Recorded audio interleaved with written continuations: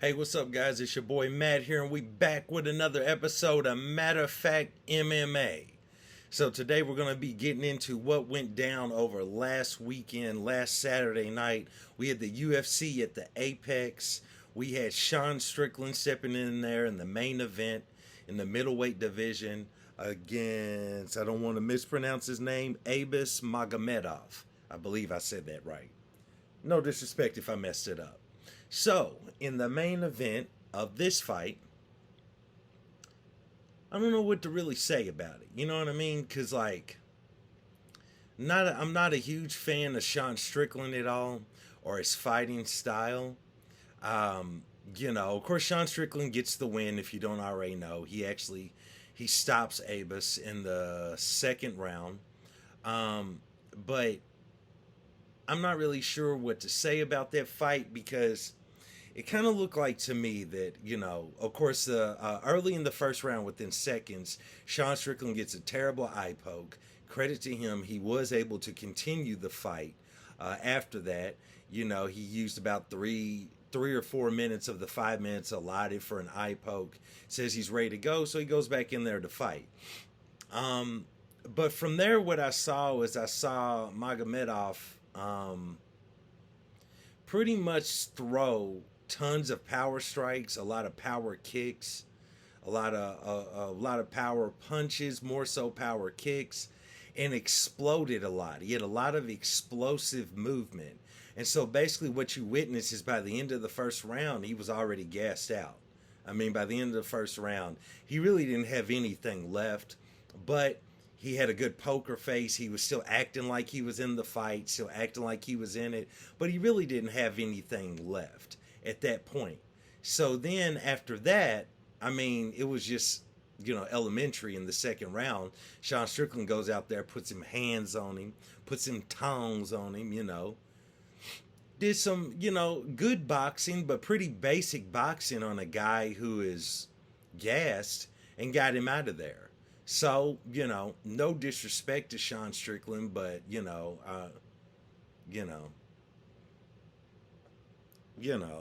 disrespect, but a la GSP, I was not impressed with your performance. Like, it wasn't really there. And I mean, as I've spoke about in my previous video, I'm not really a guy that really gets too mad at the things that Sean Strickland says because I believe he's playing a character and he's trying to win a fight. Granted, it's not as much of a character as Colby Covington plays, but I feel like, so it's a little bit more the real Sean Strickland, but at the end of the day, he knows what he's doing.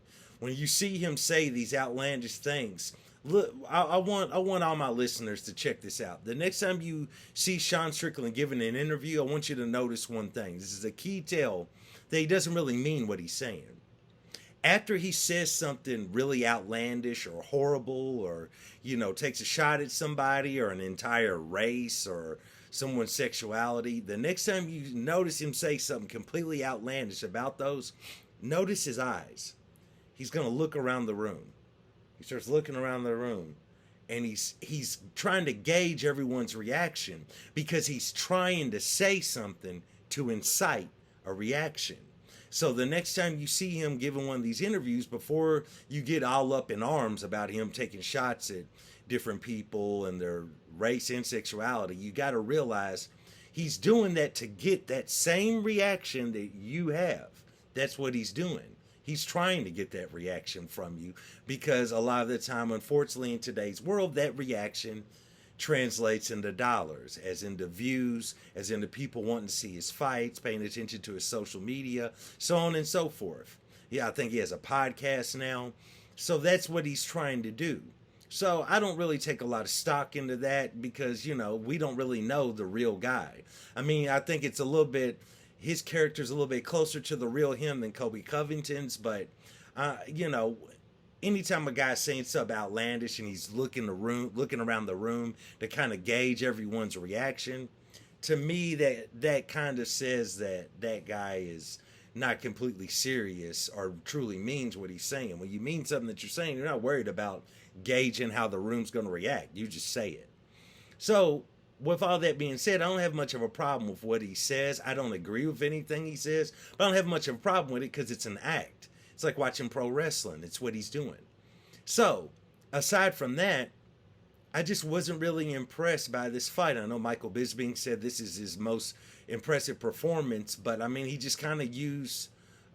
It was good boxing. It wasn't the best boxing, but he just kind of used regular boxing to get a guy out of there who was already gassed out, tired from the first round because he was throwing nothing but power shots, power kicks, and explosive movements.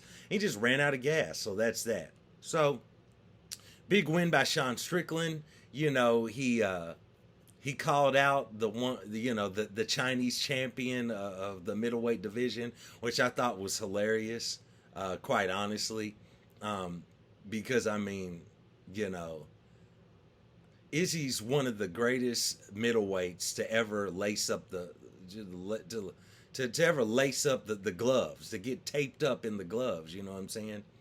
But at the same time, I believe Izzy's got to be just a tad bit more responsible with the things he says and does, because every now and then somebody can pull up these old videos from your past, because we're living in a digital age, and they can pull this stuff up and they can show that, bro, like, you out here going off on Drickus about being the only, being an African champion, but at the same time, my dude, you out here talking about, look at me, I'm Chinese like you. Like, bro, this guy right here. And the fact that y'all let him get away with all of this because y'all just so in love with his fighting style.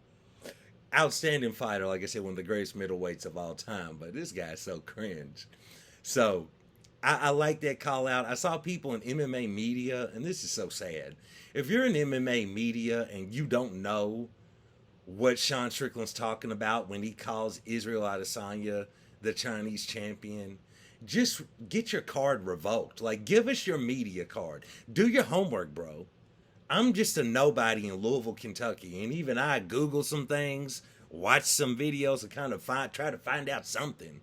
God, these people, bro, they just be like, oh, I'm MMA media. I don't know what Sean Strickland was referring to, but he's obviously taking shots at Izzy that aren't warranted. Bro, do your homework and you know what he's talking about. Again, I'm not siding with Sean Strickland. I ain't got no problem with Izzy. But that's what he's talking about. Y'all need to do your homework to find out. Anyway, let's move on from the topic of Sean Strickland.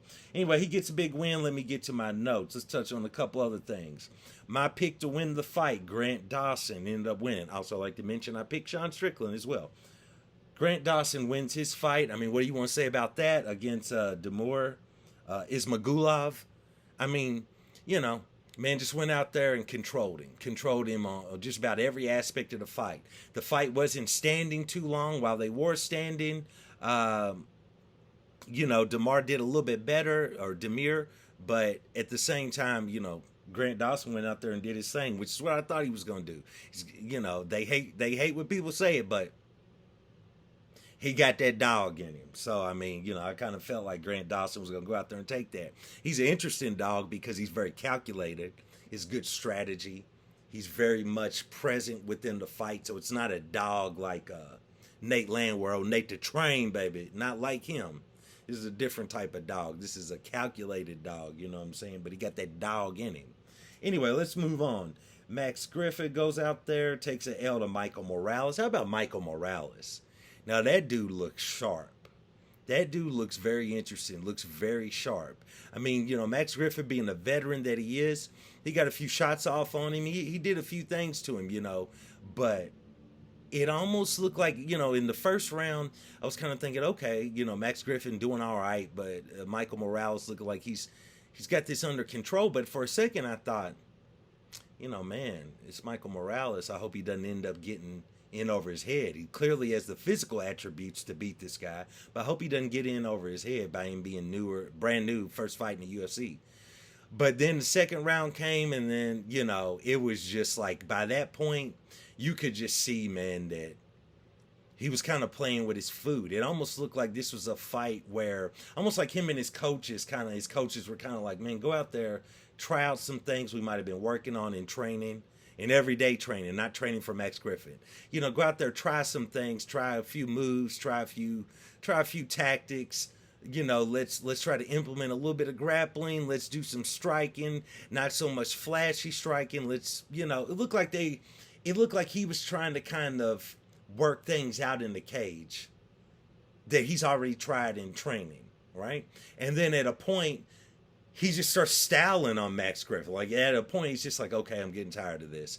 And I mean, you just want to talk about taking Max's shots and giving them right back. I mean, that guy, he looked very composed. He had a little bit of showboating, a little bit of gamesmanship, which I enjoy. I enjoy a little showboating in my fighters. You know what I'm saying? So that was cool. But yeah, he looks like a good, solid prospect. Good. I mean, it didn't look like he was ever truly in danger of losing that fight. So that was good to see. I felt like he was going to win that one regardless. That was one of my picks. Not sure if I threw that on my video, though. We also had Ariana Lipski go out there and defeat Melissa Gatto. I figured Ariana Lipski was going to win that fight because her previous fight was a fight, when she came into it, I felt like she was going to get handled, right? And I saw something different. Looked like she was really sticking to her game plan. Looked like she had put together a really good game plan. She looked sharp. She looked present. She looked like she was really into the fight. And so I felt like I just had a feeling that was going to carry over into this fight with Melissa Gatto. Even though Gatto was the favorite, I really felt like, I did, if you're wondering, I did bet Ariana Lipski on DraftKings. And your boy got a little change off that. Holla at me, DraftKings. Come, give me a sponsorship. Holla at me, man. I'm out here betting with y'all every week. I'm out here doing the Lord's work, advertising DraftKings. Holla at me. Anyway, I did win a little money off of Ariana Lipski. Thank you, Miss Lipski, for that. Nevertheless, I just felt like she was going to go in there still composed, still focused, and do her thing, and just kind of carry it over from the last fight.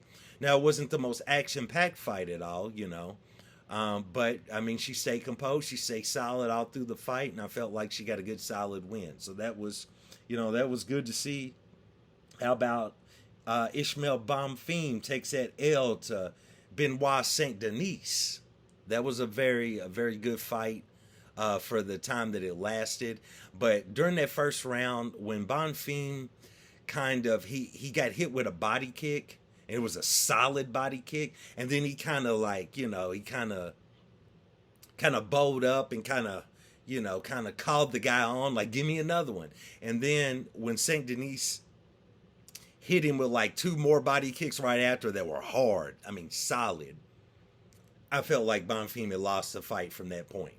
Like, I felt like after that, like when you call a guy on to do the same attack he just scored with, and then he does it two more times immediately right after, and you don't have an answer for it, I was like, well, he done sealed his fate.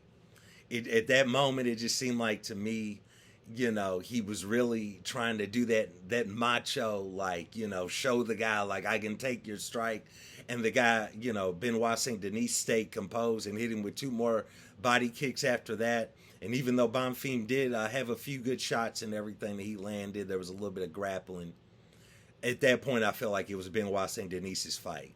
And that's how it played out. Like, anytime I see a fighter try to challenge the other guy in this aggressive alpha type manner, like, I can take it, and the other guy stays composed and just keeps dishing it out to him, you pretty much know that guy's going to take an L. So you can just sit back and wait for it. So nevertheless, good win by Benoit Saint Denis. That was cool.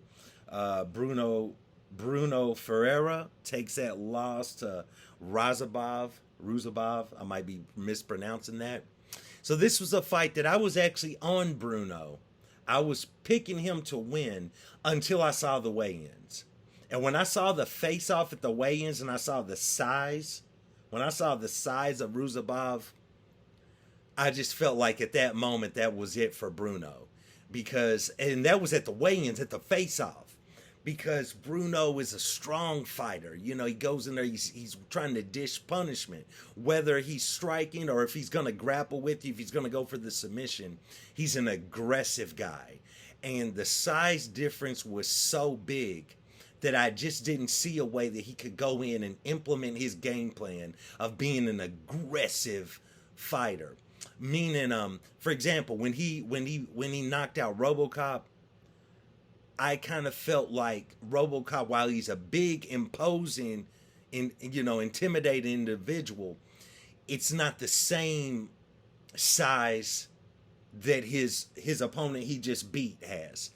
Um, I wish I knew the exact way to pronounce his name. Ruzabov, the way that his size translates is he's tall, long, and rangy, whereas RoboCop is Diesel. He looks good getting out the bus. He's put together. And he's got that kind of size, but that's different from a long, rangy kind of size. And when I saw the length that this guy was going to have on Bruno, at that point I was like, man, he's going to take that L. And I know that his, I know Rozabov is not really known necessarily for his striking, but I just felt like he was going to take that L. So, that was a good fight for the amount of time that it lasted. Big win for him. Let's go, probably last thing I'm going to touch on this fight card, just real quick, because I know I don't know if y'all like my long videos. I know I held y'all for a minute. Bro, Kevin Lee versus Renat. I'm just going to say it now. I knew Kevin Lee was going to lose that fight. I picked Renat to win. I'm sorry if I'm mispronouncing his name. I knew Kevin Lee was going to take that L. And I don't know why anyone was questioning that he was going to take that L. Like, I don't know why people in the MMA space just won't let go of certain fighters. Like, yeah, Kevin Lee was a good looking prospect. He was seemed like he was going to end up being a top 5 fighter. I mean, he fought Tony Ferguson for the interim title. But, bruh, Kevin Lee just ain't got it. Ever since he took that L to Tony Ferguson and his fights after that, he just ain't got it. And I know he went out there and he finished Gregor Gillespie, but I mean, on the real, I mean, it was a skilled kick, but Kevin Lee didn't know he was going to land that shot, and it landed and it knocked dude out. There wasn't so much skill to me as it was skill to throw that kick, but it was just kind of like a kick that you throw out and it just so happened to hit. It reminds me of when Paige Van Zandt knocked out Beck Rollins with that crazy switch kick. Come on, man. Paige Van Zandt doing a switch kick? Who is she? Michael Venom Page? Like, that was just a kick she threw that you just throw. Maybe you get a little nervous, you get a little eager, whatever, or you just want to back a person up. You throw a kick. That's what that Paige Van Zandt kick was. That was the kick that Kevin Lee threw and knocked out Gregor Gillespie. And I felt that at that time. And, I mean, here's all I need to say about this. Every time Kevin Lee hypes y'all up that he's changed, he's completely healthy, he's got a better camp. He's got a better coach now. Every time he tells y'all, I'm divorced now. I've dealt with my personal issues. I dealt with anxiety. Now I'm back. He makes y'all believe. He lies to y'all every time about all these changes that he makes and makes y'all believe he's going to go out there and win. And I don't understand why people in the MMA space, MMA sphere, why do y'all always fall for that, bro? Kevin Lee, I mean, bruh. Even if he didn't blow his knee out, he didn't look like he was getting ready to blow the doors off of Diego Sanchez. You know what I'm saying? Like, he didn't look like he was going to just tune him up, even when even before his knee went out. And even if his knee went out early in that fight, it just, man, come on, dude. I know it's Diego Sanchez. He's a legend. But even with his knee out, man, grab this guy, just get a hold of him, pull him to the ground and pound him out. It's Diego Sanchez. Like, what are we doing here? That's what I'm saying. And y'all, from that, y'all thought that Kevin Lee, after taking off all this time, healing up from blowing out his knee, and this is like his 25th injury, y'all really thought he was going to come in here and work or not. I just did not get that. I was like, why are so many people trying to keep Kevin Lee alive and choose him? I believe the other guy, I believe Renat was the favorite, but I was seeing on all of these, and I love all of these, MMA YouTube shows and stuff. I watch all of them, watch them all the time. A lot of great guys. But I just could not understand why so many people were trying to keep hope alive for Kevin Lee. And I just never saw it. I knew Kevin Lee was going to go out there and get worked, and that's what happened. And he got worked better than I thought he was going to get worked. Like, bruh, you could have stopped the fight when he got knocked to the earth. When he got knocked to the earth with an F. Earth. Not earth.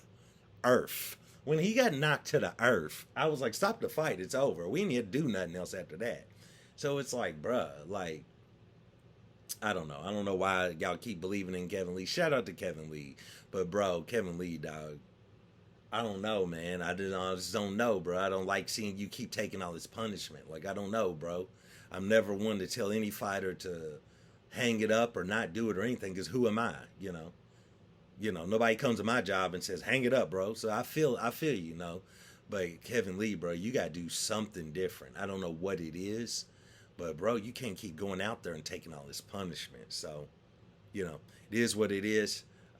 Yeah, that was that. Brito got a good win over Weston Wilson. That was cool to see. Yana Santos looked good her first round. Started to taper off her second round, and then Carol Rosa, she came in there and did her thing right after. So that was good to see. But yeah, man, how about Kuti Ladze? Kuti Ladze takes that L to Brenner, Elvis Brenner, bro. That was a good fight. That was a good fight, bro.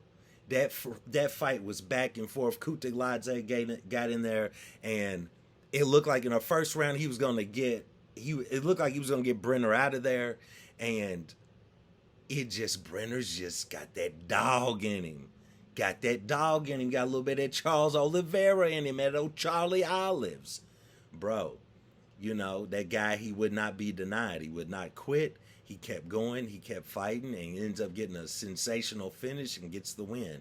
So it was outstanding to see. You could just see after the end of round one, like Kuti Ladze is, you know, while he's a very humble guy, his body language said he was going to go out there in the second round and finish it. And when he didn't, and then it went on to the third round, I was just like, look at Elvis, bro. Like, he's got that Charles Oliveira in him in that sense. He got that dog in him. He would not quit. So, you know, shout out to him.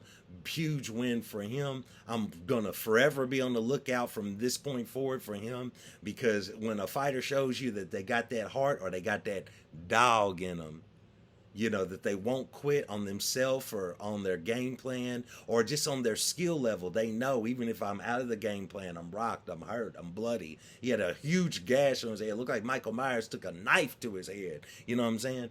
Bro, the homie stayed in there, kept fighting, and that was good to see. So shout out to Elvis Brenner. Great win. Outstanding fight. Outside of that, shout out to Luana Carolina for getting a big win, bro. You know, it's been a minute for her. It's good to see she went out there, did her thing. I didn't think she was going to win that fight. I thought she was going to lose from the jump. And that fight went well for her. So good to see her out there still doing her thing, breaks that losing streak. I think she was on a 3 or 4 fight losing streak. So it's good to see her break that. It was good to see.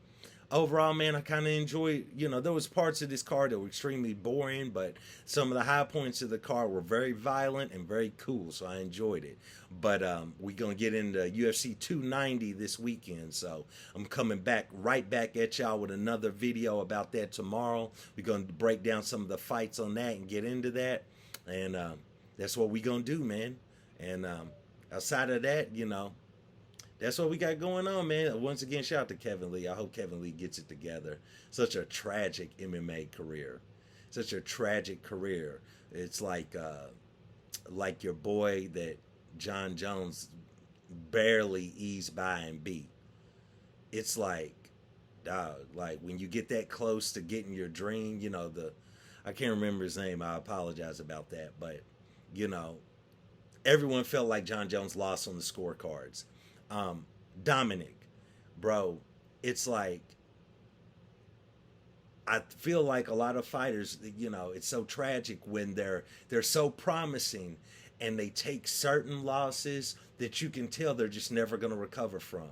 When he lost that 5-round decision to John Jones, I felt like he was never coming back and he was never going to be the same. He came back, but he was never the same. So, it is what it is. Shout out to Kevin Lee. I hope he works something out. Nevertheless, I appreciate you guys for watching this video. Thank you for joining me for another episode of Matter of Fact MMA. Like, subscribe, comment. I appreciate all the feedback and everything. And I'll check you next time. Peace.